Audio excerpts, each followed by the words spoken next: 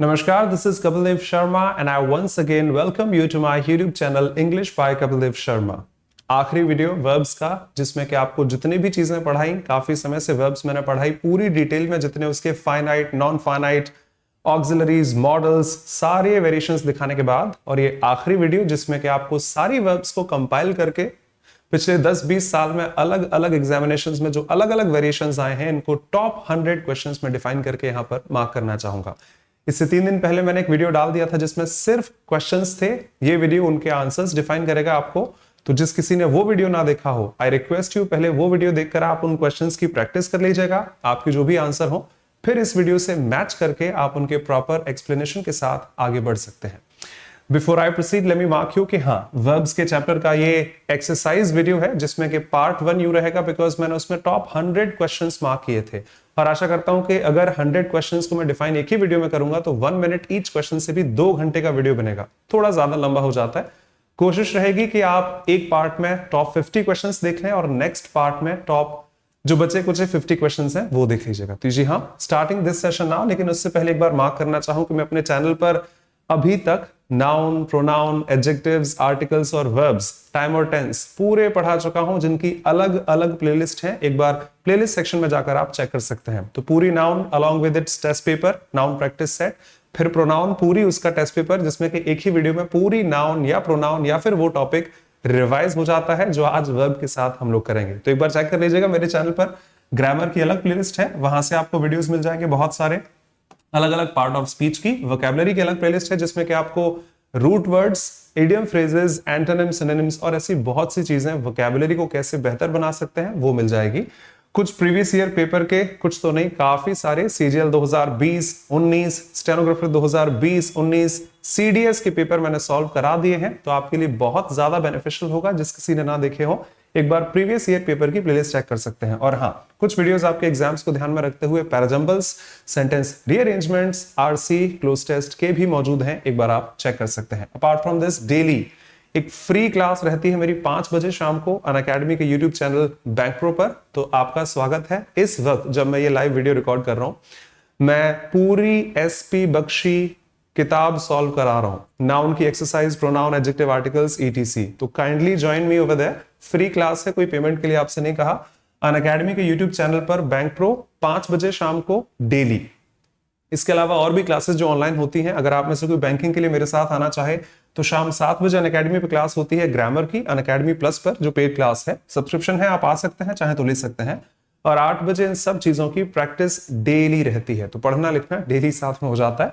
और आप में से कोई मेरे साथ पढ़ना चाहे, कैन ज्वाइन मी और catch me on my app English by Kapildev Sharma, available at Google Play Store for SSC bank को छोड़कर, SSC, CDS, stenographer, CGL, CHSL, CPO, इन सारे एग्जामिनेशंस के लिए आप मेरी ऐप पर मेरे साथ पढ़ सकते हैं with the same name English by Kapildev Sharma. एक बार गूगल प्ले स्टोर पर आप चेक कर लीजिएगा। तो इन एग्जाम्स के लिए फाउंडेशन बैच चल रहा है, नवंबर में वापस स्टार्ट होगा, कैन कैच मी एग्जामिनेशंस के लिए, ठीक है।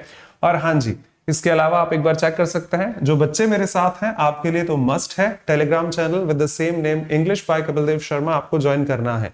क्लासेस की नोटिफिकेशंस, उनकी पीडीएफ आपको डेली वहां मिलती रहती है, तो एक बार ज्वाइन कर लीजिएगा English by Kapildev Sharma. Description box में भी आपको लिंक मिल जाएगी। इसके अलावा शायद कल मैं एक म्यूजिक वीडियो लॉन्च करूं, तो आप एक बार चेक कर सकते हैं मेरे म्यूजिक चैनल पर, Kapil music boy. Instagram, Facebook आपको देखना है, ट्विटर पर आप ज्वाइन कर सकते हैं। और हाँ, पढ़ाई लिखाई की बात जरूर करूंगा। अनअकैडमी पर प्लस एजुकेटर हूं, वेरीफाइड एजुकेटर हूं, तो आप मेरे साथ वहां पढ़ सकते हैं बैंकिंग स्ट्रीम के लिए, या किसी भी चीज का सब्सक्रिप्शन लेने से पहले मेरा कोड यूज करके, that is Kapil sir, you'll get a flat discount of 10% at Unacademy Plus, चाहे वो बैंक, यूपीएससी, एसएससी, किसी भी पर्टिकुलर स्ट्रीम के लिए क्यों ना हो। Unacademy, India's largest and cheapest online learning platform, ठीक है। चलिए आइए स्टार्ट करते हैं इस सेशन को। जो क्वेश्चंस दिए थे, फिर से कहना चाहूंगा, किसी ने ना देखा हो तो पुराना वीडियो देख लीजिएगा, इससे जस्ट पहले अपलोड किया था, जिसमें सिर्फ क्वेश्चंस हैं, उसमें कोई एक्सप्लेनेशन नहीं है, जिससे आपकी प्रैक्टिस हो जाएगी। और आइए जरा यहां से उनके प्रॉपर एक्सप्लेनेशन, डिस्क्रिप्शन के साथ आगे बढ़ते हैं। और आशा करूंगा इस वीडियो और इसके नेक्स्ट वीडियो, क्योंकि 100 क्वेश्चन एक वीडियो में नहीं हो पाएंगे, के सहारे पूरी verb, finite, non finite, participles, gerunds, infinitives, primary auxiliaries, be, do, have, उनके forms, modal auxiliaries, can, could, may, might, shall, should, transitive, intransitive, इन सब को डिस्कस करना चाहूं, आपका कंपाइल्ड वीडियो एक ही हो जाएगा। ठीक है, चलिए। और हाँ, सॉरी ज्यादा नहीं बोल रहा हूं कि जितने क्वेश्चंस हैं ये किसी ना किसी एग्जामिनेशन में कभी ना कभी पूछे गए हैं, जिनकी मुझे नॉलेज मिली, लिख दिया कि इस एग्जाम में अब पूछा गया, और जो नहीं पता वो भी आपके साथ वेरिएशन के लिए मौजूद है। चलिए, the first one, the chairman has refused not to sanction the required funds for the project. बाकी सब ठीक है। द चेयरमैन हैज रिफ्यूज्ड, बढ़िया है, कोई शिकायत नहीं है मुझे। रिफ्यूज का मतलब मना करना होता है, जैसे फॉरबिड मतलब मना करना, जैसे डिनाई मतलब मना करना, रिफ्यूट भी होता है खंडन करने के तौर पर, स्पेशली चार्जेस वगैरह जब लगते हैं उनके लिए इस्तेमाल करते हैं। जो भी है, इन सारे शब्दों का मतलब मना करने से है।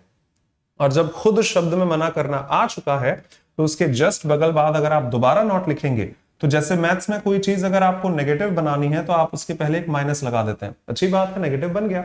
पर अगर आप एक और बार माइनस लगा देंगे तो माफ कीजिएगा, फिर वो नेगेटिव तो नहीं रहेगी, वहां वो वैल्यू चेंज हो जाएगी, यहां सेंटेंस गलत हो जाएगा। फॉर्मल टोन के आधार पर double comparatives, double superlatives, double negatives कभी भी अलाउड नहीं है। तो मोर, बेटर एडजेक्टिव्स में पढ़ाया था, degrees of comparison. Most, smartest, भाई स्मार्टेस्ट खुद से सुपरलेटिव है तो मोस्ट क्यों लगाते हैं? ठीक वैसे ही double negative, I am not going nowhere, she did not tell me nothing, तो नॉट के साथ नथिंग क्यों लगा रहे हैं? नॉट भी नेगेटिव, नथिंग भी नेगेटिव। आगे पढ़ेंगे कंजंक्शंस और एडवर्ब्स में हार्डली के साथ नॉट नहीं आता, क्यों? वो पहले से ही नेगेटिव है। नेवर के साथ नॉट नहीं आएगा। ठीक वैसे ही कई वर्ब्स, एडवर्ब्स जो भी मीनिंग रखती है नेगेटिविटी का, खुद नेगेटिव है, उनके साथ कभी नॉट का इस्तेमाल नहीं होता। तो अनटिल, अनलेस जैसे कंजंक्शंस भी अपने साथ नॉट नहीं रखते, बिकॉज वो खुद नेगेटिव है। तो रिफ्यूज है, डिनाई है, ये नेगेटिव है, इनके साथ नॉट का इस्तेमाल सेंटेंस को बिगाड़ देगा। तो करेक्शन यहां से हो जाएगा, the chairman has refused to sanction the required funds for the project. Chairman ने वो फंड्स देने के लिए मना कर दिया, इस बात का उन्होंने खंडन कर दिया, इस प्रपोजल को रिजेक्ट कर दिया, दैट वे। ठीक है, नेक्स्ट, अ कस्टमर यूजुअली गोज, छोटी छोटी चीजों का ध्यान रखें, यूजुअली इंग्लिश में एडवर्ब है, एडवर्ब ऑफ फ्रीक्वेंसी, और फ्रीक्वेंसी हमेशा वर्ब के पहले आती है, तो करेक्ट पोजीशन पर है। अगर ये गलत होती तो बाकी सारी मिस्टेक्स बन जाती हैं, ब्लंडर हो जाती, पर वो सही है तो फिर आगे बढ़ते हैं। A customer usually goes to a bank to, क्यों जाता है वैसे वो? टू डिपॉजिट, विदड्रॉ और अप्लाइज फॉर लोन्स। इंग्लिश में एक चीज आती है, इंग्लिश का हर जगह आता है, जिसे आप पैरेललिज्म कह सकते हैं। मैं बहुत शॉर्ट में बोलता हूं तो पैरेललिज्म हो जाता है, वैसे पैरेललिज्म आप उसे कह दीजिएगा। मैथमेटिक्स में पढ़ा है पैरेलल लाइंस, जो हमेशा समान चलती है, और भाषा में भी यही होता है। एक छोटा सा एग्जांपल, आपकी हॉबीज क्या है? I like dancing, singing, to swim.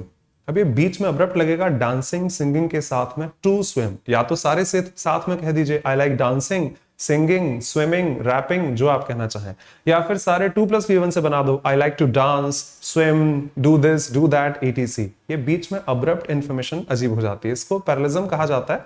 In short, जितनी भी चीजें आगे कनेक्टेड हैं, नॉन फाइनाइट स्पेशली, या तो वो सारी इंफिनिटिव हो, या फिर वो सारी पार्टिसिपल हो, या फिर वो जेरेंड्स हो, बीच में कुछ भी अगर कॉन्टेक्स्ट मांगेगा तो आ सकता है, सेंटेंस की नीड हो तो आ सकता है, अदरवाइज लिखना अब्रप्ट होगा।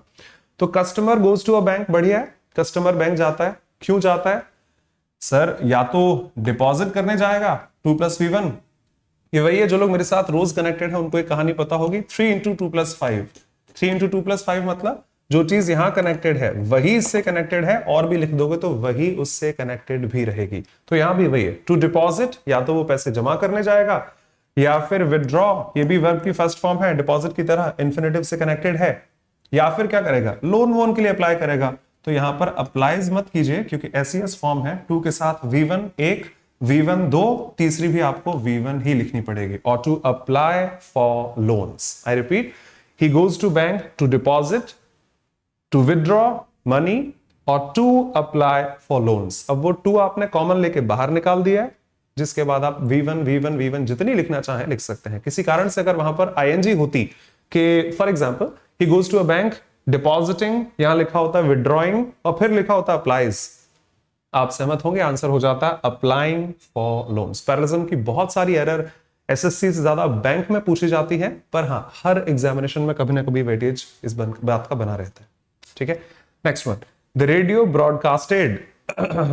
अगर ये बात द हिंदू लिखे, द फाइनेंशियल एक्सप्रेस लिखे, द इंडियन एक्सप्रेस लिखे, द न्यूयॉर्क टाइम्स लिखे तो चल जाएगा, बिकॉज वो हमेशा फॉर्मल इंग्लिश फॉलो नहीं करते। बट हमारे एग्जाम्स में चूंकि फॉर्मल इंग्लिश आती है इसलिए इस बात की एरर बन जाती है। क्या? कास्ट, शेड्यूल्ड कास्ट वाली कास्ट की, जाति की बात नहीं की है मैंने। कास्ट मतलब किसी भी चीज को डालना, वोट डालने के लिए कास्ट या वोट्स कहा जाता है। और इससे बनाए हुए सारे शब्द broadcast, telecast, multicast, podcast, podcast, etc, इनकी तीनों फॉर्म सेम रहती हैं, जैसे कट, रीड, हालांकि रीड का प्रोनाउंसिएशन चेंज होता है, पुट, सेट और ऐसी वर्ब्स की होती हैं। तो ब्रॉडकास्टेड फॉर्मल टोन में होता ही नहीं है, चाहे वो फर्स्ट फॉर्म हो, चाहे वो सेकंड फॉर्म हो, चाहे वो थर्ड फॉर्म हो।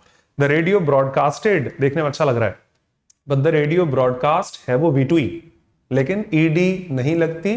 Broadcast, broadcast, broadcast, telecast, telecast, telecast, और ये सारे शब्द इस कम्युनिटी के। सुनने में अच्छा लग सकता है, वो वाला शो तो 2005 में आता था शायद, द शो वॉज टेलीकास्टेड इन 2005। गलत है, the show was telecast in 2005। But हाँ, कभी कभी रेयर ओकेजन्स पर ये भी आपको लिखा मिल जाएगा, फॉर्मल टोन में 100% गलत होगा। तीनों को रिवाइज कर दूं, रिफ्यूज नेगेटिव है, प्रोहिबिट, डिनाई, रिफ्यूट, ऐसे कई नेगेटिव शब्दों के साथ दोबारा नेगेटिव सेंस का इस्तेमाल मत कीजिएगा। सुपरफ्लुअस, पैरलिज्म की एरर कई बार आती है, अगर एक टूब के साथ V1 है तो दूसरी V1, तीसरी, चौथी, पांचवी जितनी भी होंगी नॉन फाइनाइट्स वो सारी सेम टोन में रहेंगी। अगर वहां आईएनजी होती तो यहां पर आईएनजी आ जाती। और कई वर्ब्स की फॉर्म सेम रहती हैं, उनके साथ आप छेड़खानी ना करें, ना उनमें ईडी लगाएं, ना हटाएं, they remain the same. Doubts होगी आप कमेंट्स में लिख सकते हैं। Moving on to the next one. Having had reached the station, you may buy a ticket and wait for the train for New Delhi. एक झलक में तो यार कोई गलती नहीं दिखी, मैं आगे दिखाऊंगा इस स्लाइड में, या 2-3 बार होगा इन क्वेश्चंस में कि कई बार मिस रिलेटेड पार्टिसिपल की एरर आ जाती है। क्या सुना होगा? आगे मिल जाएगा। Being a rainy day he decided to go there, तो बीइंग अ रेनी डे के साथ ही डिसाइडेड नहीं आ सकता, बिकॉज बीइंग पार्टिसिपल जो था वो ही के लिए नहीं लग सकता, डे के नाते। जिसको नहीं समझ में आई बात, अभी थोड़ी देर बाद जब स्लाइड में क्वेश्चन आएगा तो वहां से देख लेंगे। अभी सिंप्लिसिटी से बात करते हैं। यू के लिए हैविंग लिखा हुआ है, तो जब आप स्टेशन पहुंच गए होंगे तब वहां पर आप टिकट लेकर ट्रेन का इंतजार कर सकते हैं। तो बात तो सही है, यहां तो मुझे ही टिकट लेना है, मुझे ही इंतजार करना है और मुझे ही स्टेशन पहुंचना है, तो यहां मिस रिलेटेड पार्टिसिपल तो नहीं है, तो ये परफेक्ट पार्टिसिपल बढ़िया है। लेकिन ये 3-3 बार V2 क्यों चल रही है भाई, V3 क्यों चल रही है? हैविंग के साथ थर्ड फॉर्म आएगी, बढ़िया। हैविंग फिनिश्ड माय ब्रेकफास्ट, खाना खत्म कर लेने के बाद में खेलने के लिए गया, तो हैविंग के साथ थर्ड फॉर्म आ गई, अच्छी बात है। अब हैव के साथ फिर से थर्ड फॉर्म आ गई, 3-3, 4-4 बार थोड़ी आएगी। हैव के साथ थर्ड फॉर्म आएगी, काम खत्म, 3 बार 4 बार नहीं। हाँ, अगर वो पैसिव है तो फिर बी के साथ थर्ड फॉर्म आ सकती है, हैविंग बीन इनवाइटेड, ये पॉसिबल है। पर 2-2, 3-3 बार आप सेम काम कर रहे हैं तो ये भी वही रिडंडेंट कह दीजिएगा, सुपरफ्लुअस टोन में ही जाएगा। तो having reached the railway station, you have reached the railway station, comma you can buy, wait, जो आप करना चाहें पॉसिबल रहेगा। तो रिडंडेंट चीजें, सुपरफ्लुअस चीजें जितनी भी हों उनको हटा दीजिएगा सेंटेंस से। हैव के साथ थर्ड फॉर्म एक बार तो आ जाएगी, अब वो थर्ड फॉर्म दोबारा थर्ड फॉर्म कैसे ला सकती है? बी ला सकती है पैसिव वॉइस के लिए, साधारण शब्द वो काम नहीं कर सकते, तो वो एक्स्ट्रा हेड जो था हटा दिया। Having reached, having finished, having talked possible है। ग्रामेटिकली इसको परफेक्ट पार्टिसिपल कहा जाता है, हैव के साथ थर्ड फॉर्म के साथ, हम सॉरी, हैविंग में आईएनजी के साथ थर्ड फॉर्म लिखने पर परफेक्ट पार्टिसिपल भी कहा जाता है। Next, the Indian stock market has one of the worst performing markets in the recent times. एक झलक में तो यार सारे नो एरर लगते हैं। इससे ज्यादा कॉमन एरर ये आती है जो एसवीए में पढ़ेंगे, शायद नेक्स्ट टॉपिक है, कि वन ऑफ द के साथ जब भी नाउन आएगी तो वो हमेशा प्लूरल फॉर्म में आती है, तो वो है, तो ये तो फिर है नहीं। अगर ये गलत होता तो ब्लंडर हो जाती, फिर तो कुछ चेक करने की जरूरत ही नहीं थी। यार मुझे तो अभी भी सही लग रहा है। The Indian stock market has one of the worst performing markets in the recent times. गलती कुछ भी हो सकती है। 3 वर्ब्स हैं इंग्लिश में, डू, हैव और बी, जिनके अलग अलग काम हैं। डू जहां पर एक्शन दिखा सकती है, हैव जहां पर पोजेशन दिखाने का काम करता है, हक दिखाने का, बी वहां पर स्टेट दिखाने का काम करती है। तो आप अच्छे हैं, बुरे हैं, मेहनती हैं, पैसे वाले हैं, गरीब हैं, you are, you are, you are, you are happy, you are beautiful, you are rich, you are fine, whatever. मैं नहीं कह सकता you have happy, you have beautiful, you have rich, या ऐसा कुछ भी। पर हां, मेरे पास पेन है, मेरे पास गाड़ी है, बंगला है, मां भी है, दैट वे इस केस में अगर आप पोजेशन दिखाओगे तो फिर उसमें हैव आ जाएगा। मैं नहीं कह सकता आई एम अ पेन, वो मेरे ऊपर आ जाएगा, मैं पेन नहीं हूं, मेरे पास एक पेन है, आई हैव अ पेन। और जब एक्शन होगा, यार वीडियो रिकॉर्ड कर रहा हूं, बाद में बात करता हूं, I am doing something, will talk to you later. तो यहां क्या है, जो इंडियन स्टॉक मार्केट है ये बहुत बुरे परफॉर्मिंग मार्केट्स में से रह चुका है। तो वो मार्केट बुरा है, मार्केट अच्छा है, मार्केट वर्स्ट है, जैसा भी है, मार्केट की स्टेट बताई है। मार्केट कोई एक्शन यहां पर नहीं कर रही और ना ही मार्केट का किसी भी पोजीशन तौर पर आपने दिखाया कि मार्केट के पास 5 मार्केट और हैं, पर ये मार्केट पिछले कुछ समय से बहुत बुरा परफॉर्म कर रहा है, बहुत बुरा मार्केट हो चुका है या उनमें से एक रह चुका है। तो she is one of my friends, she is one of my friends जैसी चीज आप यहां पर लगा सकते हैं। This market is one of the worst markets in the recent time. Virat Kohli has one of the best players in the world. Virat Kohli has one of the नहीं, Virat Kohli is one of the best players in the world कहा जा सकता है। उन्हीं के बारे में state दिखाई है, उनका हक किसी चीज पर नहीं दिखाया। तो ये मार्केट अच्छी है, मार्केट बुरी है, मार्केट परफॉर्मिंग है, नहीं है, मार्केट का जिक्र है, और मार्केट की स्टेट दिखाने के लिए प्रेफरेंस बी पर आ जाएगा। तो this market is one of the worst performing markets in the recent times. The reporter was unable, ये बहुत शानदार एरर थी। जब कॉन्टेक्चुअल एरर्स आती हैं तो उसके लिए तो फिर ज्ञान चाहिए, नॉलेज चाहिए, कॉमन सेंस चाहिए, प्रेजेंस ऑफ माइंड चाहिए, क्योंकि रटी हुई एरर्स तो कोई भी डिफाइन कर लेता है। डिस्पाइट ऑफ, अरे फर्क ही नहीं पड़ता, डिस्पाइट के साथ ऑफ नहीं आता, क्लिक करो आगे बढ़ो। इन्फॉर्मेशंस, और इन्फॉर्मेशन में ऐसी ऐसी लगता है अनकाउंटेबल नाउन है, क्लिक करिए आगे बढ़िए, फर्क ही नहीं पड़ता इधर क्या था उधर क्या था। अब ये तो सब बढ़िया लग रहा है।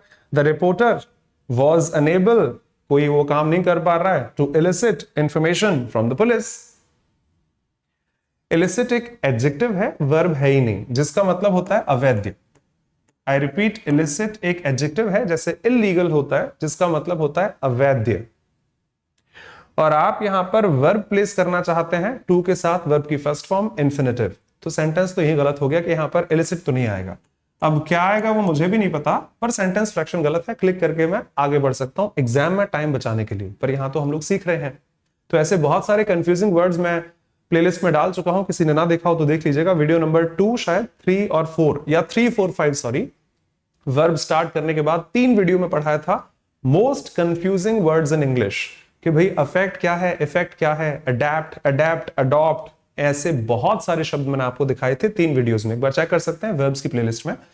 करेक्शन होगा ELICIT, जिसका मतलब होता है टू ड्रॉ, इंफॉर्मेशन, मनी, जानकारी, ये ऐसा कुछ भी। जैसे इन्वेस्टिगेट होगा, किसी से कोई बात पूछना, इंक्वायर कहा जा सकता है, ऐसा कोई भी शब्द। तो जो रिपोर्टर था वो पुलिस से जानकारी प्राप्त करने में असमर्थ था। To get information from the police, to draw information from the police, to elicit information from the police. Pronunciation same है, elicit और elicit, पर मीनिंग अलग अलग है। तो एडजेक्टिव थोड़ी आएगा टू के पहले, वर्ब आएगी, उस केस में आप उसके साथ वर्ब का इस्तेमाल करें। एक अच्छा क्वेश्चन, एक अच्छा वेरिएशन, आशा करता हूं हर किसी को ना पता हो, ध्यान रखेगा। और रिसेंटली कहूंगा, बहुत ज्यादा पुराना तो नहीं है, 2013 एसएससी सीजीएल मेंस में पूछा गया था। सीजीएल का अपने आप में नाम काफी है। Moving on to the next one, इसको रिवाइज करके कि भाई डबल किसी भी चीज को आप लिखेंगे वो गलत हो जाएगी। जब आपको स्टेट दिखानी है तो बी, पोजीशन दिखाना है तो हैव, एक्शन दिखाना हो तो डू, और ऐसे बहुत सारे कंफ्यूजिंग वर्ड्स मैंने भी पढ़ा दिए और जिंदगी में बनते रहेंगे, उन बात का भी ध्यान रखिएगा। शक्ल से देखने पर सेंटेंस अगर ग्रामेटिकली सही है तब भी सही होगा ऐसा नहीं होता, उसका मीनिंग भी आना चाहिए, ये भाषा है, ठीक है। चलिए, my mother hanged my clothes, जो लास्ट सेंटेंस था कंफ्यूजिंग वर्ड्स का, होमोनिम्स, पैरानिम्स, स्पेलिंग सेम है, प्रोनाउंसिएशन अलग अलग है, फॉर्म अलग अलग है, उन्हीं वीडियोस में मैंने ये भी पढ़ा दिया था कि हैंग इंग्लिश में कोई वर्ब होती है, यहां पर जनरली लिख देता हूं, हैंग इंग्लिश की कोई वर्ब होती है जिसका मतलब लटकाने से हो सकता है, जिसके 2 तरह से पैटर्न्स बनते हैं। एक तो इसकी second form third form HUNG पर जाती है, एक इसकी second form third form HANGED पर भी जाती है, हैंग्ड कर दीजिएगा। आई रिपीट, हैंग इंग्लिश में वर्ब है जिसकी 2 तरह से फॉर्म बनती है, हैंग, हंग, हंग, और हैंग, हैंग्ड, हैंग्ड। डिफरेंस, तो डिफरेंस यहां पर आ जाता है, जब हैंग वर्ब है, सेकंड फॉर्म हंग लेकर आती है, तो वो किसी भी चीज को टांगने को दिखा सकता है। भाई ये जो पोर्ट्रेट है, ये जो भी सीनरी है, इसको वहां टांग दीजिएगा, ठीक है, ये पेंटिंग वहां टांग देना, मेरे कपड़े वहां टांग दीजिएगा। वो साधारण टांगना है जिसको हंग से डिनोट करते हैं।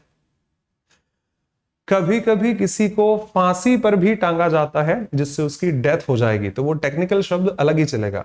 हैंग्ड का इस्तेमाल फांसी के लिए, hanged to death, the criminal was hanged to death, उसको फांसी पर लटका दिया, तो वो फांसी पर लटकाना अलग है। और साधारण कपड़ों को या किसी भी चीज को कहीं पर लटकाने के लिए हंग का इस्तेमाल करते हैं। गलती इसीलिए थी, मां ने कपड़ों को टांगा है और कपड़े फांसी वाले कॉन्टेक्स्ट में नहीं आते, तो यहां पर हैंग्ड नहीं आएगी, यहां पर आपको हंग लिखना होगा, सेकंड फॉर्म हैंग की, किसी भी चीज को टांगने के लिए। हैंग्ड टेक्निकली सिर्फ और सिर्फ फांसी के लिए इस्तेमाल की जाती है, ध्यान रखिएगा, इसीलिए इन चीजों की एरर भी पूछी जाती है। Next, the audience will flock. Flock यहां पर वर्ब है, थोड़ी थोड़ी चीजें आप नोटिस करते चलें। कैसे पता? मॉडल के साथ है, और मॉडल के साथ हमेशा वर्ब की फर्स्ट फॉर्म लिखी जाती है। फ्लॉक वर्ब भी होती है। मैंने तो सिर्फ नाउन में पढ़ा था कि Mohan had a flock of sheep, Mohan के पास जानवरों का झुंड था, तो वो flock of sheep, group of sheep को कहा जाता है, भेड़ों के झुंड को। तो बहुत सारे शब्द इंग्लिश में वर्ब नाउन दोनों काम कर लेते हैं। वन ऑफ देम शायद किसी के लिए नया हो, फ्लॉक इंग्लिश में वर्ब भी है। झुंड क्या करता है? इकट्ठा होता है, और जब कॉन्सर्ट है किसी का भी, तो हम लोग वहां लाखों की तादाद में भीड़ इकट्ठी कर लेते हैं, तो वो इकट्ठा होने के लिए फ्लॉक का इस्तेमाल करते हैं, गैदर जैसा सेंस है। The audience will flock to his concerts. उसका शो है तो ऑडियंस तो वहां जाएगी जाएगी। To hear him to sing, गलती यहां पर आगे पढ़ने की मुझे जरूरत नहीं है, ब्लंडर ही है। Here इंग्लिश में वर्ब ऑफ सेंसेशन है। वर्ब ऑफ सेंसेशन कौन सी? जिनसे हम सेंस करते हैं, छूना, टच करना, स्मेल करना, टेस्ट करना, फील करना। इनके साथ या तो बेयर इन्फिनिटिव लिखे जाते हैं बिना टू के वर्ब की फर्स्ट फॉर्म, या फिर पार्टिसिपल्स लिखे जाते हैं वर्ब की आईएनजी फॉर्म। मैंने उसे आते हुए देखा, खाते हुए देखा, जाते हुए देखा। आई सॉ हिम कम सही है, आई सॉ हिम कमिंग सही है। आई हर्ड हिम से समथिंग पढ़ा चुका हूं मैं भी अपने वीडियोस में, I heard him saying something भी बढ़िया है, मैंने आपको कुछ कहते हुए सुना था। से या फिर सेइंग, टू से नहीं हो सकता, तो यहां से करेक्शन सिर्फ इतना होगा, वर्ब ऑफ सेंसेशन के साथ या तो V1 आएगी, सही है, आईएनजी भी आएगी तब भी चल जाएगी। सेकंड वेरिएशन, 2 + V1 नहीं आ सकता। तो बहुत सारे लोग उसके कॉन्सर्ट में जाते हैं, भीड़ इकट्ठा होती है उसको गाते हुए सुनने के लिए, देखने के लिए, जो भी आप चाहें। टू हर्ड हिम सिंग या फिर to heard him singing, both variations will be fine. आगे वैसे गलती होगी नहीं, as they perceive a sense of purity and piquancy in his music that is hard to come by today. Sonu Nigam की बात हो रही है क्या कि जब भी उनके कॉन्सर्ट होंगे लोग उनको सुनने के लिए जरूर जाते हैं, बिकॉज उनकी आवाज में वो प्योरिटी है, वो सोलफुल वॉइस है, जिसके लिए लोग, जो आजकल मिलने के लिए बहुत दुर्लभ है, दैट्स व्हाई। ठीक है, जो भी हो, सेंटेंस कभी प्रिसाइज नहीं होते, लेकिन ग्रामेटिकली मिस्टेक है, पिक करके आपको आगे बढ़ना होगा। Sorry, next, they did not came, एक second, they did not came, माफ कीजिएगा, डिड V2 है, और V2 के साथ दोबारा V2 तो नहीं आती, फिर तो वही हो जाएगा, SES के साथ दोबारा SES आ जाएगी। He does not goes to school, I did not went to school, ना, he does not go to school, he does not invite me, ना कि invited me, he did not invite me भी रहेगा। English में do के साथ हमेशा V1 आती है, खुद का चेंज हो जाएगा, पास्ट में एक बार हो गया ना, एक बार V2 आ गई ना, डबल पास्ट कैसे कर दोगे, सेंटेंस ही बिगड़ जाएगा। तो डिड के साथ V2 आने वाली one of the common errors, चाहे वो छोटे से छोटा स्टेट लेवल एग्जामिनेशन हो, सेंट्रल में SSC, बैंक, कैट, कोई भी होगा, ब्लंडर्स में से एक है। तो डिड के साथ V2 तो नहीं आती, इसको भी मैं डबल ही कहूंगा सुपरफ्लुअस वाली स्टेट में, कि double negative positive comparative V2 past possible नहीं है। एक बार रिवाइज करें स्लाइड को, कोई डाउट है आप कमेंट सेक्शन में लिख सकते हैं। हैंग की 2 फॉर्म है, हैंग्ड फांसी पर लटकाने के लिए, और हंग किसी भी चीज को, सामान को कहीं पर लटकाने के लिए। तो यहां माने कपड़े टांगे हैं, हंग का इस्तेमाल कर लीजिएगा। लोग बाग उसके कॉन्सर्ट्स में जाते हैं, वर्ब ऑफ सेंसेशन के साथ बेयर इन्फिनिटिव V1 या फिर ING पार्टिसिपल लिखना पॉसिबल है। I saw him come, I saw him coming. और डिड के साथ V2 मिले, डज के साथ SES मिले, तो आगे मत पढ़ना, ये फिर ब्लंडर है। मेरे इसको क्लिक करके आगे बढ़ जाएगी, ठीक है। Moving on to the next one.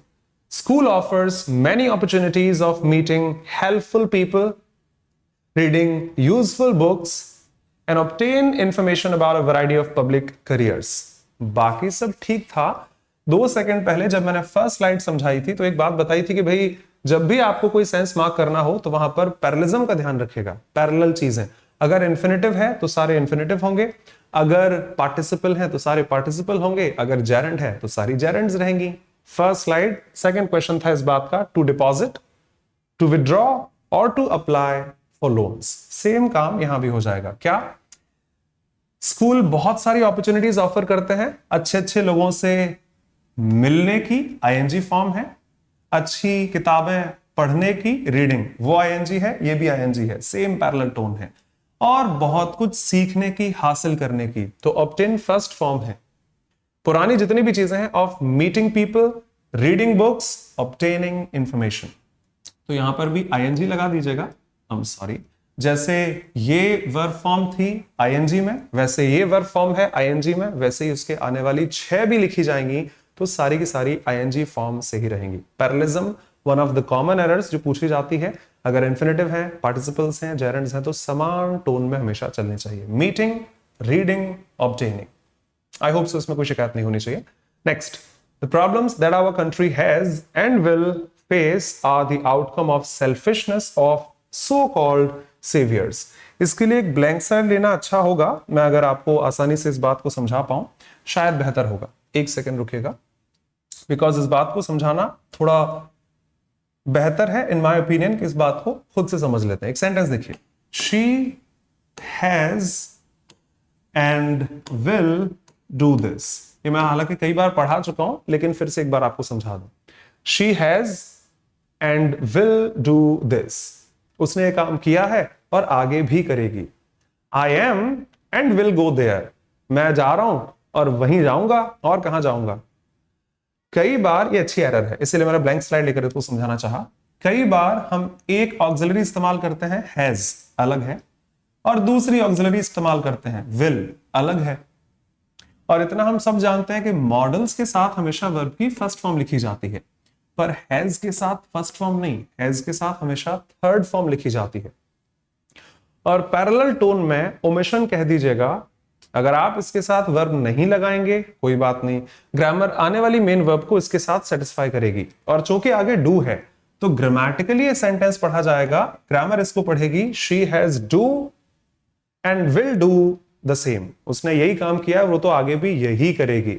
या फिर उसने ये काम कभी नहीं किया और ना कभी जिंदगी में करेगी। अब गड़बड़ आपको दिख रही होगी, हैज के साथ फर्स्ट फॉर्म, क्योंकि मॉडल के साथ V1 है, ग्रामर उसको ले लेगी, यहां पर पॉसिबल नहीं है। फिर क्या करें? तो हैज के साथ थर्ड फॉर्म आती है, मॉडल्स के साथ V1 आती है, तो उसकी मॉडल V1 उसके पास है, रहने दीजिए, ये हमें फिर घर से लानी पड़ेगी। तो करेक्शन होगा ही हैज डन या फिर she has done, doesn't matter, या she has never done and will never do it. इससे मतलब है अगर किसी भी सेंटेंस में दो अलग अलग ऑक्सिलरीज हैं, क्योंकि अलग अलग ऑक्सिलरीज अलग अलग पैटर्न फॉलो करती हैं। डू के साथ V1 आती है, पर इज एमआर के साथ आईएनजी आती है, एक्टिव वॉइस। पैसिव में थर्ड फॉर्म आती है, हैव के साथ हमेशा थर्ड फॉर्म है, मॉडल्स के साथ वेर इन्फिनिटिव आते हैं। तो अगर दोनों मॉडल हैं, सही है, I can and I will do this, because I can do this, I will do this. I am dancing and she is singing, दोनों बढ़िया है। पर हां, हैज के साथ तो थर्ड फॉर्म आती है, मॉडल्स के साथ V1 आती है, और आप ये दो अलग अलग पैटर्न्स फॉलो नहीं कर सकते। करना है तो इसको अलग से लिख दीजिएगा। सेम एरर एडजेक्टिव से, प्रपोजिशन से, वर्ब से और इवन हर सेगमेंट से इंग्लिश में बन जाती है। आशा करता हूं समझा पाया। दोबारा कह दूं उसी बात के सहारे कि अगर दो अलग अलग पैटर्न्स हैं तो आपको दोनों की नॉन फाइनाइट्स या फाइनाइट्स अलग से मार्क करनी होगी।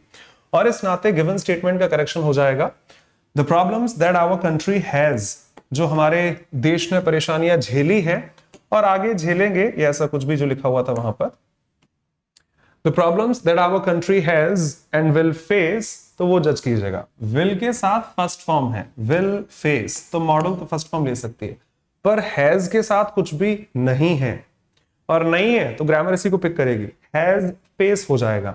और आशा करता हूं अगर हैज फेस सही है तो सही है, पर आशा करता हूं हैज के साथ फर्स्ट फॉर्म नहीं आती, थर्ड फॉर्म लिखी जाती है, तो आपको खुद से एक एडिशन करना पड़ेगा, has faced and will face are the outcomes of this this this this. जो परेशानियां हमारे देश ने झेली है या आगे भी झेलेंगे, वो इन सब का नतीजा है। किस बात का है? Doesn't matter, but the problems that our country has faced, has के साथ third form, and will face, models के साथ V1 are the outcome of this this this. एक अच्छी एरर वेरिएशन के साथ आपको मार्क की। फिर भी ऑब्जेक्शन है, कमेंट्स में आप लिख सकते हैं। Next, I always enjoy to read books. मैंने लिस्ट पूरी लिखा दी है, वीडियो डाल दिया है, पढ़ा दिया है, प्लेलिस्ट चेक कर सकते हैं आप वर्ब की या जो भी टॉपिक आपको समझना हो उसकी। कि एंजॉय के साथ और ऐसी बहुत सारी वर्ब्स के साथ आईएनजी फॉर्म लिखी जाती है, इन्फिनेटिव्स नहीं लिखे जाते। तो I love dancing, I enjoy dancing, I like dancing, I hate dancing, I dislike dancing, I detest dancing, ING patterns पर चलते हैं। तो एंजॉय के साथ इन्फिनेटिव नहीं आते, एंजॉय के साथ आईएनजी फॉर्म लिखी जाती है। I always enjoy reading books, eating this, talking to him, जो आप कहोगे। रिसेंटली सीजीएल 2016 ने इस बात को पूछा था। एक बार रिवाइज करें इस स्लाइड को, आगे बढ़ते हैं कि स्कूल में बहुत चीजें आपको मिलती हैं, meeting people, reading books, obtaining information. Parallelism तो ये भी था, अगर दोनों सेम हो जाते तो हम लोग नहीं लिखते, अलग अलग था तो आपको लिखना पड़ेगा। Has faced third form, will face first form, और एंजॉय हमेशा आईएनजी फॉलो करता है, इस बात का ध्यान रखिएगा। नेक्स्ट, कोशिश है कि आपको जितना सेंटेंस है उसके अलावा भी डिस्टिंक्शन दिखाकर चल रहा हूं, और आशा करता हूं कि बहुत लोगों को ये चीज पसंद होगी। कमेंट्स में कई बार मिलती है, किसी को परेशानी इस बात से ना हो। टाइम लग जाता है तो क्या हुआ, सीखने के लिए है। वो YouTube वीडियो नहीं है 2 मिनट में नाउन खत्म, 5 मिनट में प्रोनाउन खत्म, वो मेरी ऑडियंस है भी नहीं, तो मैं 100 क्वेश्चन 2 मिनट में कैसे करा दूंगा, और वो इम्पॉसिबल है। सीखने के लिए मौजूद है। अब जितनी वैरायटी मिल जाएंगी, अगर ये पैटर्न्स एग्जाम में मिले तब इसको 2 सेकंड में हम भी कर लेंगे। ठीक है, चलिए। शी टोल्ड हर टीचर, ठीक ठाक है, that she could not be able to, can का खुद का मतलब बी एबल टू से होता है, किसी काम को करने में सक्षम होना। बी एबल टू आपने दोबारा लगा रखा है, और भाई किसी भी चीज को 2 बार लिखोगे सेंटेंस गलत हो जाएगा। One of the errors, common ही कहूंगा सर, आप तो हर चीज को कह रहे हैं one of the common errors, तभी तो कह रहा हूं एग्जाम में आती रहती है। सीडीएस ने भी पूछा है 2016 में। तो कैन का मतलब समर्थ होना किसी काम के लिए, एबल वही समर्थ होना दिखाता है। आप एक ही चीज को 2 बार लिखोगे, गाड़ी चलाने में मैं भी समर्थ हूं। I can be able to drive बकवास हो जाएगी। या तो कहिए I can drive, I can swim, I can talk to him, या फिर I am able to drive, I am able to swim, I am able to talk to him, ये ऐसा जो भी। इस केस में दोनों को साथ में लिखेंगे, सेंटेंस सुपरफ्लुअस हो जाएगा, गलत हो जाएगा। मॉडल्स की क्लास से गलती, तो आपकी मर्जी है। आप कुड रख लो, एबल टू हटा दो, एबल टू रख लो, कुड हटा दो, कुछ भी चलेगा। एग्जाम बनाने वाले पढ़े लिखे होते हैं, फ्रैक्शन आपका सेम रहेगा। 1 सेकेंड रुकेगा। ऑनेस्टली मैं ये लाइव टाइम रह रहा हूं, मानता हूं इस बात को। भगवान जाने सीडीएस ने आंसर क्या लिया होगा इसका। अगर मैंने यहां पर कुड रखा ऑनेस्टली, तो वहां से मैं बी एबल टू हटाऊंगा, और बी एबल टू 2 फ्रैक्शंस में है, मेरा आंसर बी होगा। एक बार चेक कर लीजिएगा जो लोग सीडीएस के एस्पायरेंट्स हो, कि यहां से मुझे बिगाड़ना तो बी को पड़ेगा साहब। गलती हो तो माफ करना, जितना एक्सपीरियंस मेरा है फिर इसको बिगाड़ना पड़ेगा, और सेंटेंस बनेगा शी वॉज, ये बी उधर चली जाएगी। फ्रैक्शन सेम है, 2 फ्रैक्शन टच नहीं कर रहे। अगर मैंने कुड को सही मानकर एबल टू हटाया, तो एबल और टू 2 फ्रैक्शंस में है, और माफ करना एग्जाम में 2 फ्रैक्शन टच नहीं कर सकते, आप सिर्फ एक आंसर कर सकते हैं। तो प्रिसाइज आंसर होगा मेरे नजरिए से she was not able to attend the class. अगर ये 2 इधर होता तो फिर कुड रहता, बी एबल टू हट जाता। सीडीएस वाले एक बार चेक कर लेना, एसएससी ने, यूपीएससी ने इसका आंसर क्या माना था, और आप कंफर्मेशन के लिए मुझे कमेंट कर सकते हैं। वेटिंग। हाउएवर 100% यही फ्रैक्शन होगा। अगर ये 2 अलग अलग में है, सेम में होता तो चल जाता। ठीक है, नेक्स्ट। हालांकि ये एडवर्ब की एरर है, बट फिर भी वर्ब में है, समझ लेते हैं। Never before the students of India have so much been frustrated as today when the problems of unemployment are dominant. Bharat के इतिहास में पहले कभी भी बच्चे इतना नौकरी के लिए परेशान नहीं हुए जितने अब हैं। इस पे लिखा नहीं है, नहीं मिला मुझे कौन से एग्जाम ने कब पूछा है। मुझे लग रहा है 2019-20 की बात होगी, 21 की बात होगी। बच्चे नौकरी के लिए इतना परेशान है, ये तो रियल ट्रुथ है आज के जमाने का। 2020-21 की हम लोग बात कर रहे हैं, पर ठीक है, चलिए हमें एरर फाइंड करनी है।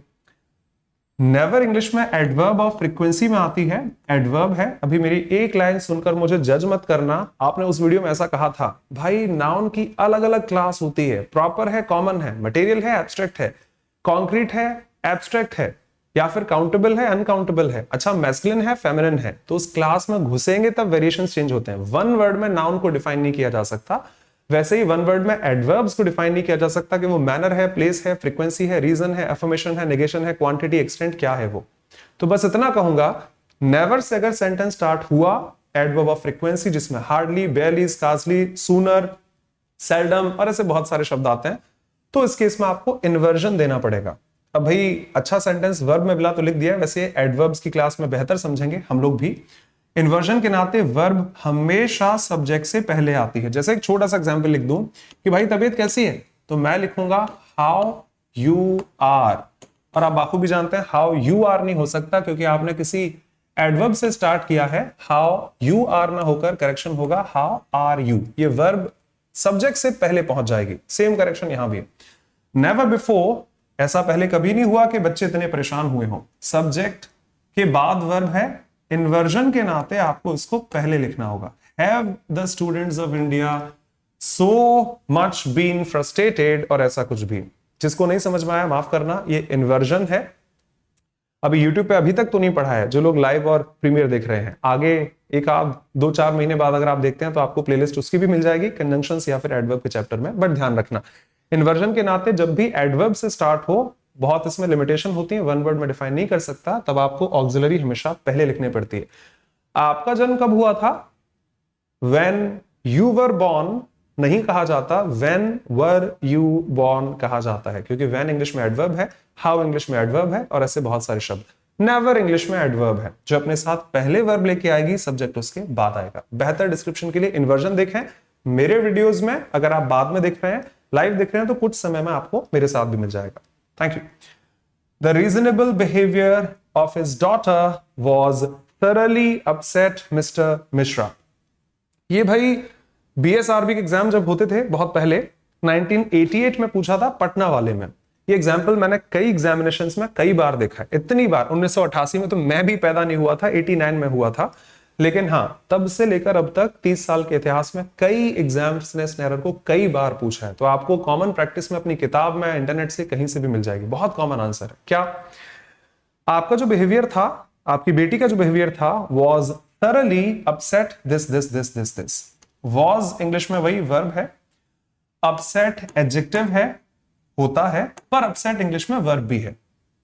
और आपने मुझे अपसेट कर दिया, उसने मुझे अपसेट कर दिया, तो वॉज के साथ एडजेक्टिव लिख दूंगा, चलेगा, शी इज ब्यूटीफुल। पर फिर ब्यूटीफुल के साथ उसका ऑब्जेक्ट नहीं आ सकता, क्योंकि ब्यूटीफुल एडजेक्टिव है। ऑब्जेक्ट कौन ले सकता है, या तो प्रीपोजिशन या फिर वर्ब्स। अब ये प्रीपोजिशन तो है नहीं, वर्ब है, तो जब वर्ब ऑब्जेक्ट लेगी तब उसके साथ में बी आया, तो वो पैसिव वॉइस में चला जाता है। थोड़ा एक्स्ट्रा इन्फो बोल रहा हूं, माफ करना। कई लोग होंगे जिनको पता है, नहीं है तो भाई थोड़ा सा आप इंप्रूव करना। और पैसिव वॉइस में कोई भी वर्ब ट्रांजिटिव बिहेव नहीं कर सकती। कोई भी एग्जांपल उठा लो, डाई ट्रांजिटिव्स को छोड़ के, जिनके पास 2 ऑब्जेक्ट होते हैं। मैं जानता हूं उसको, I know him, he is known to me, I invited him, he was invited by me. Preposition तो आएगा। तो अगर ये पैसिव है, वैसे तो थीम से पैसिव नहीं दिख रहा होगा, आपकी बेटी ने मेरा दिमाग खराब कर दिया। योर डॉटर, आपकी बेटी का बिहेवियर ने मुझे अपसेट कर दिया, तो एक्टिव थीम है, तो पैसिव क्यों बनाऊं? तो वॉज को यहां से हटा दीजिए, डायरेक्ट सेंटेंस बन जाएगा, the behaviour of his daughter thoroughly upset mister Mishra. आपकी बेटी के बिहेवियर ने उनको बहुत ज्यादा अपसेट कर दिया, परेशान कर दिया, दुखी कर दिया, जो आप कहना चाहें। ठीक है, मूविंग अहेड, एक बार रिकॉल करें इस बात को कि कैन और कुड का मतलब ही होता है बी एबल टू, किसी काम को करने में सक्षम होना, समर्थ होना। दोनों को साथ में लिखेंगे, सेंटेंस बिगड़ जाएगा। Superfluous, double comparative, double superlative, double negative, और ऐसा कुछ भी डबल। एडवर्ब से स्टार्टिंग होने पर कई सेंटेंसेस में, बहुत सारे सेंटेंसेस में इन्वर्जन लगता है, जिसमें वर्ब पहले आती है, सब्जेक्ट उसके बाद आता है, वन ऑफ देम। और पैसिव थीम होती तो बी के साथ लिख लेते, पैसिव थीम है ही नहीं। आपकी बेटी के बिहेवियर ने मुझे अपसेट किया है। मान लीजिए आपकी बेटी ने मुझे अपसेट कर दिया, एक्टिव है, तो मैं बी के साथ थर्ड फॉर्म क्यों लिखूं? फिर तो मेन वर्ब लिखेंगे, मेन वर्ब के साथ आप आगे बढ़ा सकते हैं। Next, we were still talking about what we should do when we heard the children shouting. First glance सब नो एरर लगते ना। We were still talking about what we should do when we heard the children shouting.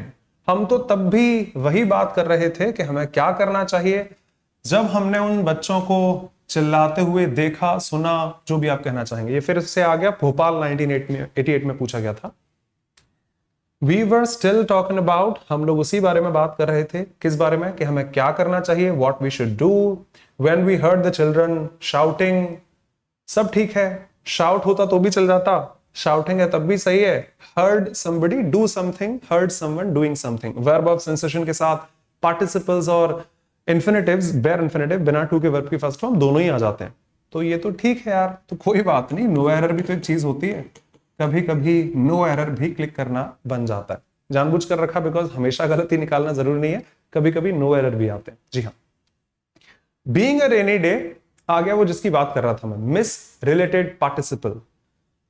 Class का बेहतरीन student होने के नाते, अभी पता नहीं क्लास का बेहतरीन स्टूडेंट कौन है, खूब लड़ी मर्दानी, अभी नहीं पता कौन मर्दाना लड़ा था, झांसी वाली रानी थी, अच्छा ये इसका सब्जेक्ट था, ये भी इन्वर्जन का ही एग्जाम्पल है जो पिछली स्लाइड में था। क्लास का बेहतरीन स्टूडेंट होने के नाते रोहन को वहां भेजा गया, अच्छा रोहन बहुत अच्छा था। क्लास का बेहतरीन स्टूडेंट होने के नाते नितिन को वहां भेजा गया, अच्छा नितिन बेहतरीन था। क्लास का बेहतरीन स्टूडेंट होने के नाते रवि को वहां भेजा गया, अच्छा रवि बेहतरीन था, सेम यहां पर है। तो बारिश वाला दिन होने के नाते विजय बाहर गया, ये किया वो किया, या बाहर नहीं गया, तो विजय जो भी सब्जेक्ट है वो यहां अपना रोल प्ले करेगा, जिसके लिए ये एडजेक्टिव है, पार्टिसिपल है। विजय इंसान हो सकता है, टीचर हो सकता है, स्टूडेंट हो सकता है, बारिश वाला दिन कैसे हो सकता है? तो Vijay decided to do this being a rainy day, Vijay can not be a rainy day, गलत है, कई लोगों को पता होगा, दिन के लिए सब्जेक्ट विजय थोड़ी होगा, दिन का सब्जेक्ट रहेगा इट, तो इट से आप काम चला दीजिए, it being a rainy day, क्योंकि वो दिन बारिश वाला था, क्योंकि वो दिन धूप वाला था, सर्दी थी, ये था वो था, विजय अपने घर से बाहर निकला, ये किया वो किया, या नहीं गया, वो आपकी मर्जी है। One of the most common errors to be honest, जो आजकल भी एग्जाम्स में पूछी जाती है और बरसों से पूछी जाती आ रही हैं। बरसों से क्यों कहा? एसबीआई पीओ 1989 में पूछा था। एसबीआई पीओ अपने आप में जाइंट है, कोई डेफिनेशन और डिस्क्रिप्शन की उनको जरूरत ही नहीं। नेक्स्ट एक अच्छी एरर, वैन कैलेमिटी, प्राकृतिक आपदा कह दीजिएगा कुछ भी, फेल द विलेज, फेल होता है वही गिरना, तो मतलब कोई भी जब आपदा किसी गांव पर आई तो दे फेस्ड इट ब्रेवली, उन्होंने उसका डटकर सामना किया, सही तो है। When calamity fell the village, they faced it bravely, मेरे को तो सही लग रहा है।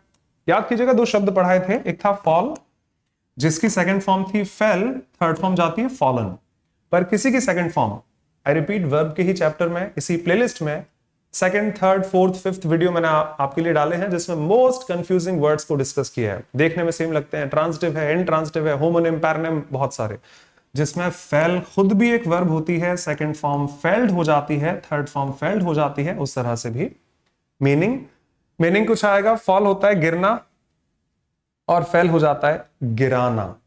ग्रामेटिकली पहली वाली इनट्रांजिटिव है, ऑब्जेक्ट नहीं ले सकती, दूसरी वाली ट्रांजिटिव है, ऑब्जेक्ट ले सकती है। बेहतर डिस्क्रिप्शन के लिए आप वो वीडियो देख सकते हैं, डिटेल में आपको मिल जाएगा। यहां मुझे बहुत सारे कराने हैं, सिर्फ 18 हुए हैं और आशा करता हूं टाइम 40 मिनट्स के आसपास तो शायद हो गया होगा, तो कोशिश है मुझे तो 100 पर पहुंचना है, माफी। पहली बात तो फेल नहीं आ सकता, बिकॉज फेल ये है क्योंकि आपके पास सब्जेक्ट है, वर्ब है, ऑब्जेक्ट भी है, और सब्जेक्ट वर्ब ऑब्जेक्ट आपके पास है तो ट्रांजिटिव आएगी, और ट्रांजिटिव में फॉल होती ही नहीं है, फिर आपको कुछ ये नीचे वाली लिखनी पड़ेगी, और नीचे वाली फेल चूंकि पास्ट की बात है तो फेल्ड आएगी, तो या तो आप फेल्ड कर दो चल जाएगा। एक अच्छा शब्द ऐड करते हैं, एक शब्द होता है बी फेल, BEFELL, जो इसी से बना है। ये अक्सर प्राकृतिक चीजों के लिए, नेचुरल चीजों के लिए जो घटित होती हैं, हैपन के सेंस में आ जाता है। तो जब आपदा आई, अब आपदा गिरेगी नहीं, एब्स्ट्रैक्ट वर्ड है, अगर पेन गिर गया, मैंने उसको धक्का मारकर गिरा दिया तो वो गिरते दिखेगा, वो छिलके से वो खुद गिर गया वो भी दिख जाएगा, पर ये थोड़ा सा नेचुरल और एब्स्ट्रैक्ट सेंस में है, जहां पर बी फेल एक अच्छा शब्द माना जाता है। तो करेक्शन हो जाएगा बी फॉल गिरना, बी फेल आप उसकी सेकंड फॉर्म कर दीजिएगा। जब नेचुरल कैलेमिटी वहां पर आई, जैसे उत्तराखंड की त्रासदी, आप मान सकते हैं कि जब वहां पर ऐसा हुआ तो हमारी आर्मी ने, डिफेंस ने उसका जमकर सामना किया, हमें सेव किया, बचाया, दैट वे। ठीक है, जल्दी से आगे बढ़ूं, टाइम ज्यादा हो जाता है, पर मन नहीं मानता डिस्क्रिप्शन के साथ कि यार पूरा समझा दूं जिससे इससे जुड़ी हुई सारी वेरिएशंस आपके दिमाग में आ जाए। कभी कभी नो एरर भी आते हैं, इस बात का ध्यान रखना। बीइंग अ रेनी डे बहुत कॉमन एरर है, आपके एग्जाम में भी आपको मिल जाएगी, अतिशयोक्ति नहीं होगी इस बात की। जो सब्जेक्ट है उसके लिए एडजेक्टिव हो तो बढ़िया है, विजय दिन नहीं हो सकता। हाँ, अगर यहां लिखा होता being a student Vijay did this, being a teacher Vijay did this, being अ से नोबल लॉरेट, नोबेल प्राइज उनको मिल चुका था इसीलिए विजय ने ये किया, सही है, विजय स्टूडेंट टीचर सब हो सकता है, दिन नहीं हो सकता, तो उसका सब्जेक्ट अलग से दे दिया। और कई शब्द देखने में सेम लगते हैं, होते अलग अलग हैं, ट्रांजिटिव है, इनट्रांजिटिव है, चेक कर सकते हैं। If I leave now, I'll be able to return back before 9 p.m. दिख गया होगा आपको भी, कंडीशनल है पहली बात तो। अगर इसमें विल लिखा होता तो ब्लंडर यहां पर आ जाती, कंडीशनल स्टेटमेंट्स दो के दोनों फ्यूचर में नहीं आते, तो वो तो सही है कि मैं अभी अगर चला जाऊं या अभी यहां से निकल जाऊं तो मैं 9 बजे तक वापस तो शायद नहीं आ पाऊंगा, वो सब ठीक है। फर्स्ट सेंटेंस प्रेजेंट इंडेफिनिट में है, दूसरा फ्यूचर इंडेफिनिट में है, कंडीशनल क्लॉज तो आपने सेटिस्फाई कर दिया। पर गलती क्या हो गई, रिटर्न मतलब वापस आना, बैक मतलब वापस, और रिटर्न के साथ बैक नहीं आता, वन ऑफ द फिर से मोस्ट कॉमन एरर्स जो एग्जाम में पूछी जाती है। सुपरफ्लुअस कैटेगरी वापस, एक ही चीज को दो बार लिख रहे हो, रिटर्न वापस, बैक वापस, इसलिए यहां से बैक हटा दीजिएगा, करेक्शन सिर्फ इतने से हो जाएगा। अगर मैं अभी चला जाऊं तो शायद 5 बजे तक वापस नहीं आ पाऊंगा, या आ जाऊंगा, वो कॉन्टेक्स्ट है आपका। रिटर्न के साथ बैक नहीं लिखा जाता। आसान सा था। When the company offered him a purse on his retirement, he refused to agree it. पहली बात तो अग्री इट होता ही नहीं है, अग्री के साथ प्रपोजिशंस आते हैं, agree with, agree to, agree on, upon तरह से। अग्री इट गलत है, क्लिक करो आगे बढ़ो, एग्जाम में जब हो यहां सीख लेते हैं। जब कंपनी ने उसके रिटायरमेंट पर उसको पर्स ऑफर किया, वैसे इतनी बड़ी कौन सी कंपनी है जो रिटायर होने पे 40 रुपए का पर्स दे रही है, आईफोन देते यार, कुछ अच्छा उसको गिफ्ट सेट देते, मजाक अपनी जगह। When the company offered him a purse on retirement, जब कंपनी ने उसको कुछ भी ऑफर किया तो उसने लेने से मना कर दिया। He refused to agree, सहमति थोड़ी दिखानी है। अगर आपको मैं कुछ दे रहा हूं और आप मना करते हैं तो सहमति के लिए मना नहीं किया, असहमति के लिए मना नहीं किया, लेने के लिए मना कर दिया या फिर ले लिया। He accepted it, he refused to agree नहीं, he refused to accept it, उसने वो चीज लेने से साफ इनकार कर दिया। हाँ, अगर किसी पर कोई आरोप लगाया जाता तो उसने वो आरोप स्वीकारने से मना कर दिया, तब भी एक्सेप्टेंस का ही फर्क आ जाता। अग्री, सहमति क्या इस बात की होगी। He refused to accept it, लेने से इनकार कर दिया। His assistants have and are still doing excellent work for the organization. उसके जो असिस्टेंट्स हैं उन्होंने हमेशा किया है और अभी भी ऑर्गेनाइजेशन के लिए बहुत कुछ कर रहे हैं। सुनने में तो बढ़िया है, पर थोड़ी देर पहले एक एरर बताई थी, मैं रिकॉल ही कर दूं यहां से, कि जब आपको दो चीजें, ये रहा, ये ज्यादा बेहतर है। अगर आपने एक अलग ऑक्सिलरी यूज की है, दूसरी अलग ऑक्सिलरी यूज की है, मॉडल है, बी है, डू है, हैव है, जो कुछ भी है, किसी के साथ V1 आती है, किसी के साथ थर्ड फॉर्म आती है, नहीं दोगे तो आपको घर से लानी पड़ेगी, अदरवाइज ग्रामर गलत हो जाएगी। हैज के साथ ग्रामर V1 देगी, जो पॉसिबल नहीं है, तो आपको V3 लिखनी पड़ेगी। सेम यहां पर है, हिज असिस्टेंट्स हैव के साथ थर्ड फॉर्म आती है, and are still doing, are के साथ, इजम आर के साथ ING आती है। तो ये सेंटेंस तो सही है कि his assistants are still doing excellent work for the organisation, वो लोग अपने ऑर्गेनाइजेशन के लिए बढ़िया काम अभी भी कर रहे हैं, सही है। अगर मैंने उसकी जगह अब इसको उठा लेते हैं, हैव पिक किया, तो हैव के साथ ऑक्सिलरी तो चेंज हो चुकी है, मेन वर्ब कौन सी है, डूइंग, और अगर आप दोबारा नहीं लिखोगे तो ग्रामर पढ़ेगी हैव डूइंग, और इंग्लिश में हैव डूइंग माफ कीजिएगा होता ही नहीं है, तो फिर क्या करें, घर से ले आते हैं। डू हैव के साथ देनी पड़ेगी, तो हैव के साथ क्या आ जाएगा, have done and are still doing excellent work for the organisation. SSC steno 2010, SSC शानदार चीजें पूछती रहती है। चलिए रिकॉल करूं जल्दी से, रिटर्न बैक, कोई भी superfluous statement, can be, able to, ये ऐसा कुछ भी दो बार नहीं आ सकता। कई बार कॉन्टेक्स्ट की एरर आती है कि आपको क्या थीम दिखानी है। मैं जा रहा था, फिर मैंने सोचा कि यार नहीं जाऊं, तो जाना आना है, एक्सेप्टेंस रिफ्यूजल नहीं आएगा। पर आपको कोई चीज ऑफर की है तो आप मना करेंगे, उसको एक्सेप्ट करने से, लेने से इनकार कर दिया। और हाँ, दो अलग अलग प्रपोजिशन, कंजंक्शन, एडवर्ब अगर फॉलो होती हैं तो आपको अलग अलग मार्क करनी पड़ेगी। अगर एक वो काम चला लेती है तो चला दीजिएगा, अदरवाइज आपको लिखना पड़ेगा। Next, the timid creature was driven into a narrow lane where it was slewed by the kidnapper. ये भी बहुत शानदार एरर है जब वर्ब को चेंज करके दे देते हैं। एरर डिटेक्शन तो कोई भी फाइंड कर लेता है कि यार ये इसके साथ नहीं आता, वो उसके साथ नहीं आता। फॉर्मूला बेस्ड क्वेश्चन, जहां में पता है PRT upon 100 लगाना है, वैल्यू रखनी है, कैलकुलेट करके आंसर दे देना है। Despite of, informations, advices, ETC, जहां खुद का लॉजिक लगेगा, वर्ब चेंज हो गई, अब थोड़ा सोचना पड़ जाता है। सेंटेंस एक बार दोबारा पढ़ता हूं। जो कायर सा क्रिएचर था, धीमा कह दीजिएगा, उसको कहीं अलग से वो ले गया, नैरो लेन, कहीं अलग जगह ले गया, जहां पर उसको किडनैपर ने, अब किडनैपर है, नेगेटिव थीम है, तो मारेगा, कुछ इस तरह का टोन आना चाहिए। स्लीव इंग्लिश में वर्ब होती है जिसका मतलब होता है किसी गाड़ी का फिसलना, स्लाइड करना, वो भी एक वायलेंट तौर पर कह दीजिएगा। जब गाड़ी आउट ऑफ कंट्रोल हो जाती है फिर जो वो इधर उधर घूमती है उसको स्लीव कहा जाता है, SLEW। As a verb, as a noun, a slew of का मतलब होता है बहुत सारे, a large number of, a large amount of के लिए भी इस्तेमाल करते हैं as a noun. As a verb uncontrollable तौर पर इधर उधर घूमना फिरना। और ये पैसिव है, इट वॉज स्ल्यूड। तो वो किसी को कोने में ले जाके किसी क्रिएचर को किडनैपर घुमाएगा फिराएगा तो नहीं कि कोई शेर पकड़ा, आजा तेरे को घुमा लाता हूं फिर मैं, चलो उधर चलते हैं कोने में घूमने चल रहे हैं। किडनैपर का ये काम तो होता नहीं। किडनैपर होगा तो या तो किडनैप करके ले जाएगा या फिर जानवरों को अक्सर मारा जाता है। तो मारने के तौर पर फिर स्ल्यूड नहीं लिखा जाएगा, कॉन्टेक्स्ट गलत जा रहा है। एक वर्ब होती है स्ले, मैं इसकी सेकंड फॉर्म नहीं लिख रहा हूं, वीवन लिख रहा हूं, ये वीगन है। थर्ड फॉर्म कर दीजिएगा, यहां पर थर्ड फॉर्म आ जाएगी इसकी, where it was slain, SLAIN, by the kidnapper। किसी जानवर को, क्योंकि वो timid था, कायर था, धीमे धीमे वाला सेंस रखूंगा मैं यहां पर, वो धीमे धीमे चल रहा होगा, उसको पकड़कर कहीं कॉर्नर में ले गए और उसको मार दिया गया। He was slain, it was slain by the kidnapper। क्योंकि स्लाइड का मतलब, स्लीव का मतलब कुछ अलग जाता है, तो वो कॉन्टेक्स्ट मैच नहीं कर रहा। Being implicated in a murder case, he was conclusively suspected, वो सब ठीक है। ये being वाली स्ट्रक्चर है जो थोड़ी देर पहले थी, कि बारिश वाला दिन होने के नाते विजय घर से निकल गया। विजय बारिश वाला दिन कैसे हो सकता है? वो एडजेक्टिव विजय के लिए नहीं आ सकता, यहां भी जज करते हैं। Being implicated in a murder case, he, तो पहले इसको ये समझ लो, उसको किसी मर्डर केस में आपने आरोपित कर दिया, फंसा दिया, मैं ऐसे कह देता हूं। तो हां, किसी इंसान को मर्डर केस में फंसाया जा सकता है। अगर यहां पर भी डे होता, विंटर होती, कोई मंथ होता, तो मैं इंसान हूं, मैं मंथ और डे तो नहीं हो सकता, पर मुझे किसी केस में फंसाया जा सकता, पॉसिबिलिटी है। तो ठीक है, ये तो ठीक है, मिस रिलेटेड पार्टिसिपल तो है नहीं। आगे पढ़ते हैं। He was conclusively suspected for all the unsolved murder cases. एक बार में सब चीजें वगैरह लगती हैं। कंक्लूसिवली, कंक्लूजन हम लोग जानते हैं, फाइनली, और सस्पेक्टेड, सस्पेक्शन होता है कुछ डाउट है, दया कुछ तो गड़बड़ है, दैट वे।